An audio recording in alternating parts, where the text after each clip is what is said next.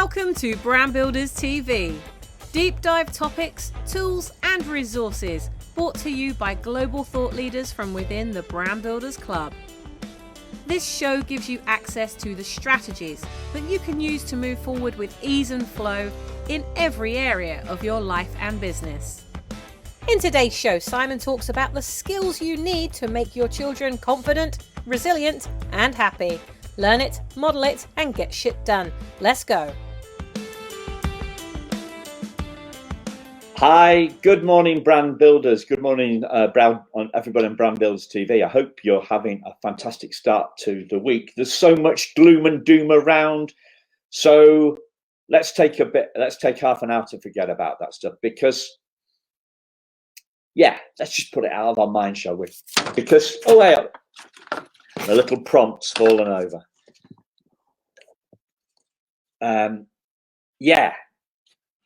Let's forget about all this negativity for a while, shall we? Why should we forget about it? Well, because if we were choosing how we were, if we were choosing, we'd choose to forget about this rubbish for a while, don't we? All the coronavirus. I've had some moments over the weekend. Yeah, it seems a little bit like deja vu, going into lockdown and stuff again. But dwelling on it, does that help? Does worrying matter? Yeah, we can feel as bad as we feel. Does feeling bad do any good whatsoever? No, it doesn't. We don't need to actually feel bad to do what we need to do. We just need to do what we need to do. And it's easy. Okay. It's very easy for me to say that this morning. It wasn't yesterday. I was in a night. I was having a daymare. I had a daymare all day. I was a bit tired, not feeling particularly great. And I was down. And we all get down like that. But does dwelling on it help? Does beating ourselves up about being down help? No. So that's got everything to do with this morning's topic. So we're talking about how to make part 2 of how to make your child confident, resilient, and happy. So the stuff that I was just talking about is directly relevant. It's directly relevant, isn't it? Today is going to be we're talking about skills, the stuff that we need to do. What do we need to do to make our children confident, resilient, and happy? And I guess it starts with modeling, doesn't it? Modeling. Or as Gandhi would say, being the change that we want to see in the world. That's a deep thought for 10 o'clock on a Monday morning. Being the change that we want to see in the world. Yeah. I'm going to skip straight from Gandhi to my granddad. So our kids do what we do, not what we say. You might have heard me talking about this if you've said this before. That isn't just some easy soundbite. I do what my dad did a lot, actually. Go from extreme optimism, naive optimism, unreasonable optimism. That's great, isn't it? Who wouldn't like to be unreasonably optimistic? To extreme pessimism. It's all going to go wrong. That's what I used to do. I still do a lot, but I don't take that too seriously, luckily enough. It doesn't stop. Even when I'm pessimistic, it doesn't stop me taking action. Because I don't know whether, the truth is, we don't know whether anything's going to work out, do we? We just need to do it anyway, because as I think he's called Wayne Gretzky, famous American-Canadian ice hockey player. I miss 100% of the shots that I don't take. So if we don't try, then we're never going to know. We're never going to know. So how can I make this modeling, being the change that we want to the world? And how do I go from Gandhi to grandpa, my granddad? So my granddad died when he was 63, which was, and I was 7. So that's 46 years ago, 53 now. And when my dad was about 10, so that'd be 1947, my granddad caught him smoking. And my granddad put him over. My granddad had told him this is a big thing, yeah, till he was blue in the face, not to smoke. That smoking was a bad idea. But my granddad carried on smoking, and he was actually smoking as he put my father over his knee and gave him a good wallop for smoking.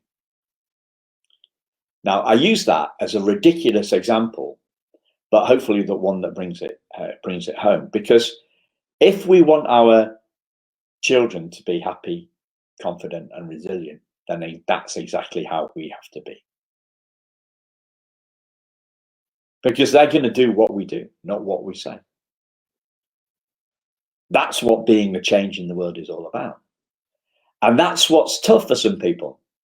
Because parents come to me with a problem, and so confidence, for example, and they're not very confident about improving their confidence. Sorry, they're not very confident about how to improve their children's confidence. And if they aren't very confident about doing it, then what is their chances of success doing it? Pretty unlikely. And that's where I come in, because to do what, to share what we want to share, we have to know it ourselves first. And luckily, the parents that come to me are the proactive ones that will do that. The other ones, unfortunately, for whatever reason, will bury their heads in the sand and hope that the school's going to sort it out, or hope somebody else is going to sort it out. But the truth is, schools, teachers don't know this stuff. They don't know this stuff about this confidence and happiness and resilience. And how do I know that's true? Well, we've got so many kids unhappy, unconfident, and unresilient, feeling weak. We've got so many mental health issues coming like that the system ain't working. And that sounds like I'm criticizing the schools. I'm not.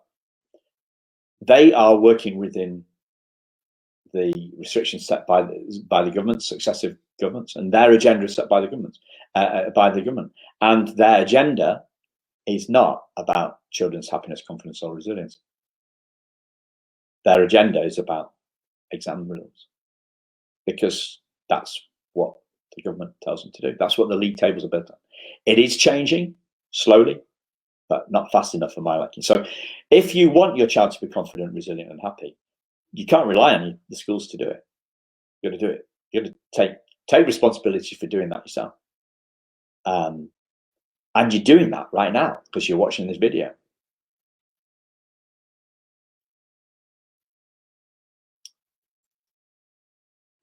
So being the change, how do we be the change in the world? Well, it starts with elevating. It starts with lifting ourselves up, lifting our mood. Because whether we're a parent or whether we're a child, if we're in a low mood, we can't see any possibility. We can't see any chance. There is no route forward, is there? There's no route forward. And we all lose our confidence from time to time. But who says you need to be confident to do something? Why can't you just do it? You know, we live in this world which says, "Oh, well, I'll do what I want to do when I've got enough confidence." Well, the confidence comes from being engaged in the task. We forget about the rubbish in our head, the brain junk in our head that says that we can't do it. So my brain junk starts comes out at night. Actually, it's nocturnal. I have nocturnal brain junk. During the day, I'm fine. I'm just cracking on with the next task, and yeah, I'm cracking on with the next task. At night, the brain junk comes out, and sometimes I play with that junk, and sometimes I don't. I don't beat myself up when I've inadvertently played with it. So, elevation, lifting our child's mood, lifting our child's mood, distracting them from the rubbish that's going on in their head. And the rubbish that's going on, one of the biggest bits of rubbish that goes on in our head, that we feel that we're victims. We're victims of the outside world. So for me, sometimes I feel like I'm a victim of the outside world when the fact that the schools are obsessed with the academics and they're not interested in the kids' happiness, or they don't find time or money or budget or whatever. That's what sometimes gets me down. Those are the thoughts that sometimes kick me out of the place that I usually sit. The happier place that I normally am. So we feel like we are victims of the outside world. We feel that Boris, COVID, our kids, anything outside us, anything external, we feel that we are a victim of those circumstances sometimes, or all the time. But here's the thing: why do we feel the way that we do? Why do we sometimes feel down? Well, that question gets us looking outside. It gets us looking outside ourselves. Why am I feeling that way? So why am I feeling that way? Why? It looks for, we're looking for a rationale. We're looking for a reason. Whereas the question, where do our feelings come from, sends us looking in a different way. Sometimes we might answer that, well, that's a stupid question. They come from our memories, or they come from the outside world, or what? No. Our feelings come from our thoughts 100% of the time. So are you looking forward to lockdown, or are you dreading it? Because it hasn't started yet. So if you are dreading it, you're not dreading it. You're dreading the thought of it. If you are scared of flying when you're on the ground, you are scared of the thought of flying, not flying. If you are looking forward to Christmas, it's not Christmas yet. So your imagination is creating a happy picture in your head of Christmas, and you are feeling happy. So our feelings come from our thoughts. And if our feelings come from our thoughts, they don't come from the outside world. And the truth is always, because the truth is always true, isn't it? If I drop my glasses here, they will always fall down because of the law of gravity. If I'm on the space station orbiting the Earth, when there's no gravity, then my glasses will float. So the truth is always true. Feelings come from thoughts is the truth too. And here's the thing: knowing about gravity, we trip up before we know about gravity, and we trip up after we know about gravity. Knowing that our feelings come from our thoughts doesn't stop us falling for the illusion that they come from the outside world. There are no victims, though. Because if we're a victim, we can only be a victim of our thoughts. We can't actually be a victim of the outside world. So these are all key messages that I'm firing at you, because this is the sort of stuff that you need to know to empower your child to be happy, confident, and resilient. What other skills do you need to make your child happy, confident, and resilient? Well, first thing is you need to be able to engage your child, and you need to interest your child. So you've got their well-being at the center of your world. You need to go to the center of their world to help them. So what do I mean? Well, engaging is interesting. You need to engage a child in a conversation by answering the question in your head, what's in it for them? Because you've got your agenda, your child's got their agenda. Your child's agenda is mucking around with their mates, passing their piano exam, getting into the school rugby team, short-term stuff and long-term stuff. Becoming a nurse, vlogger, footballer, swimmer. You've got to have a conversation, engage your child in the conversation by engaging your child with what matters to them, not what matters to you, what matters to them. Why do I know this stuff? Well, because I know how how unengaged I was when my parents were trying to get me to do something, or engage me in a conversation about how I was feeling. I didn't want to talk about how I was feeling. When I was feeling down, I thought I was letting them down. We just want you to be happy, Simon. I wasn't happy. When I wasn't happy, I didn't want to tell them. I thought I was letting them down. When I was bullied, I didn't want to tell them that I was being bullied and that I was down. I didn't want to let them down. I didn't want to show them that I was being weak or upset. No, I didn't want to do that. Most kids don't want to do that. They don't want to let their parents down. I wasn't engaged at school. This Latin. What's that got to do with me? How's that going to help me? I couldn't see it, so I wasn't engaged. Your child will be engaged to a less or greater extent at school by the degree to which they see school meeting, how much fun they're having at school, and how much they can see the school empowering them to make their dream come true.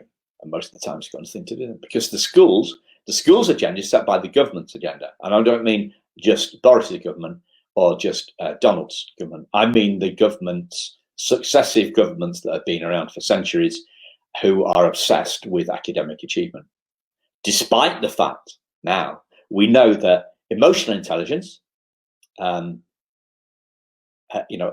self-regulation, our ability to get on with others, our empathy, our interpersonal skills, everybody knows. Well, not everybody knows. The research is there that shows that EQ, emotional intelligence, is far more important to your child's success or anybody's success in life than IQ. But we have a world that's obsessed with the academics and the intellect. You see those guys on University Challenge, those egghead brain boxes.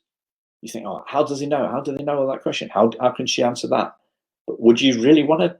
Would you want one of them to work for you? Would you want one of them to be your bosses? Would you want to have dinner with those guys? Maybe it's just me. No, academic intelligence does not drive success in life. Happiness, emotional intelligence, positivity, ability to get on with others, all this stuff, EQ, That's what drives our success, and that's what we want anyway. Isn't it? We want a result. We want something because of the way that we think it's going to make us feel. Well, why can't we just jump straight to the feeling already? Engaging them, engaging your child by engaging in their agenda, what matters to them, and how can you empower them to make their dreams come true? The how, it's the how, it's the language, it's the opening, engaging questions. You know, you can say, I've told my child till I'm blue in the face to do this. That's what I've told. Well, telling doesn't change anything. Telling people other stuff doesn't change anything. The world changes for other people when they see it for themselves. How do we get them to see it for themselves? Through questions. We draw the answer out of them. Educate comes from Latin educare, which is, see, I told you the Latin would come in handy, and I didn't. I said it was rubbish. Educare means to draw out of somebody else, draw out of. Draw the questions out of the other person, out of our child. Empower them to see their own answers. Telling, it's like why telling ain't selling. People trying to tell us information. People about a car when we're trying to buy a car. We want to ask questions to engage. What sort of car are you looking for? How important is this? The questions that draw out the answers, and then we lead the person to the result that we want, that they want for themselves. If it's our kids,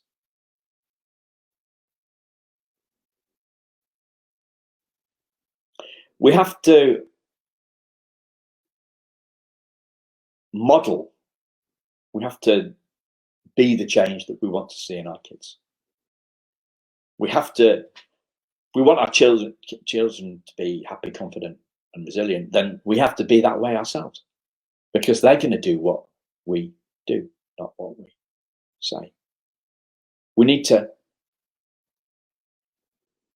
empower them, lift them up so that they can see the possibility. They're down in the dumps.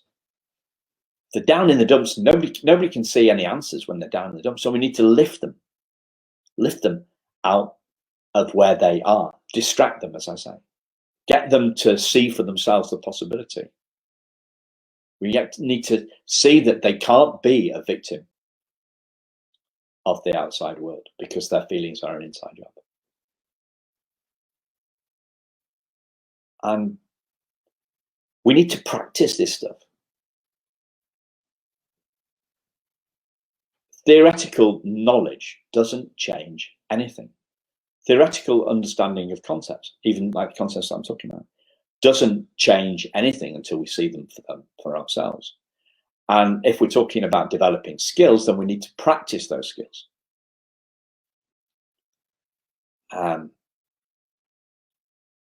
Sports stars are the obvious example of this. They practice daily. I met a guy who was a rower, and he was trying to break into he was in the squad at Cambridge University for the boat race. So they select 14 people